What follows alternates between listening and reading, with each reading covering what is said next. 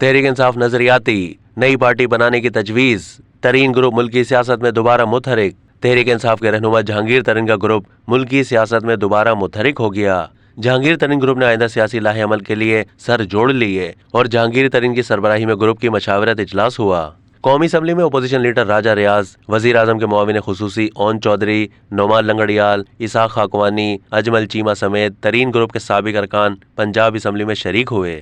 PTI तरीन group के अरकान कौमी असम्बली ने भी इजलास में शिरकत की, जबकि पीटीआई से ताल्लुक रखने वाले नए चेहरे भी इजलास में शरीक हुए। जहांगीर तरीन ने ग्रुप के एजाज में इफ्तार डिनर दिया और इजलास में मुल्की सियासत में दोबारा फाल किरदार अदा करने का फैसला किया गया। ग्रुप के कुछ अरकान ने तहरीक इंसाफ नजरियाती के नाम से सियासी शनाख्त बनाने की तजवीज़ दी। इजलास में तहरीक इंसाफ के मजीद साबिक अरकान असम्बली और रहनुमाओं से राब्तों का फैसला किया गया। इजलास में इत्तेफाक किया गया कि मुल्की सियासत में तरीन ग्रुप भरपूर किरदार अदा करेगा और मुल्की सियासत पर नजर रखते हुए मजीद इजलास भी किए जाएंगे। इजलास में शुरा की राय थी कि इमरान खान की पॉलिसियों ने पार्टी को तबाही से दो चार कर दिया। पार्टी के बड़ी तादाद में रहनुमा इमरान खान की सियासत से अलहदगी इख्तियार करना चाहते हैं। अब तक के लिए इतना ही। मजीद मालूमात के लिए डेली जंग के यूट्यूब चैनल को सब्सक्राइब कीजिए।